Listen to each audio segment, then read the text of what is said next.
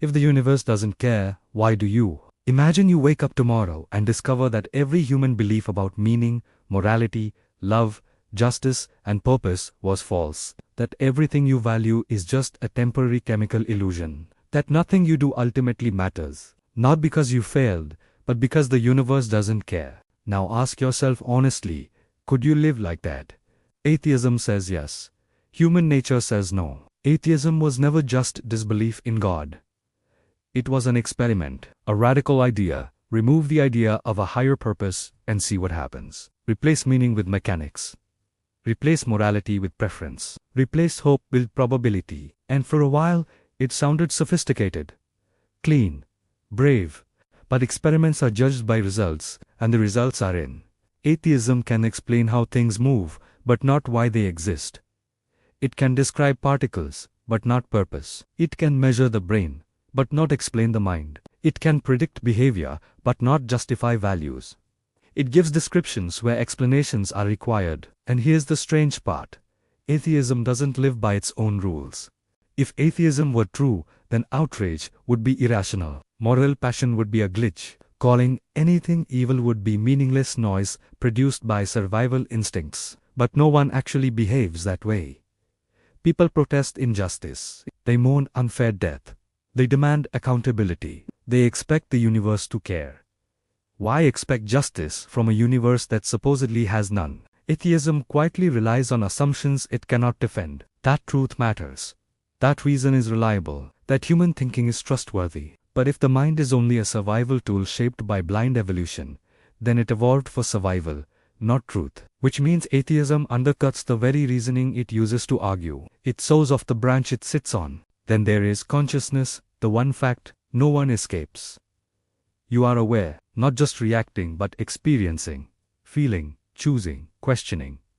No scientific instrument has ever detected a thought. No microscope has found meaning. No equation explains why existence feels like something instead of nothing. Atheism waves this away and calls it emergence. But that's not an explanation. That's a label for ignorance. And consider this. If the universe is indifferent, why does the human mind rebel against indifference? Why are humans disturbed by meaninglessness instead of comfortable with it? Hunger implies food. Thirst implies water. Curiosity implies truth. So, what does the hunger for meaning imply? Atheism calls it illusion. But illusions don't haunt civilizations. Now let's talk about morality.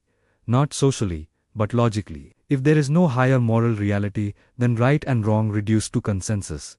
But consensus changes, which means morality becomes power with better language. Yet everyone intuitively knows some acts are wrong, even if everyone approves of them. This intuition does not come from atoms. Atoms don't care.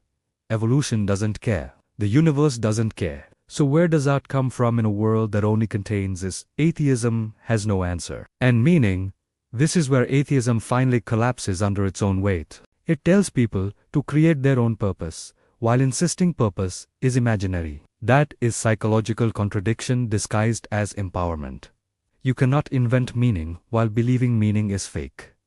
That produces anxiety, not freedom. This is why atheism doesn't comfort the dying. This is why it goes silent in suffering. This is why it avoids ultimate questions. Because when everything is reduced to matter, the most human experiences become embarrassing side effects. Here's the uncomfortable truth. Atheism isn't too rational. It's too shallow. It stops thinking right, where thinking becomes dangerous. It critiques religion, but never replaces it with something that can carry the weight of existence. Belief in God is not about filling gaps in knowledge. It's about coherence. It unifies existence, consciousness, morality, meaning, and purpose into a single framework that doesn't contradict human experience. That's why it refuses to die, even after centuries of attack. This is not about tradition versus progress. It's about explanation versus avoidance. Because denying God doesn't remove him, it only removes accountability. And history shows what happens when humans answer only to themselves. The question is no longer whether atheism is bold or rebellious. The question is whether it works, and it doesn't.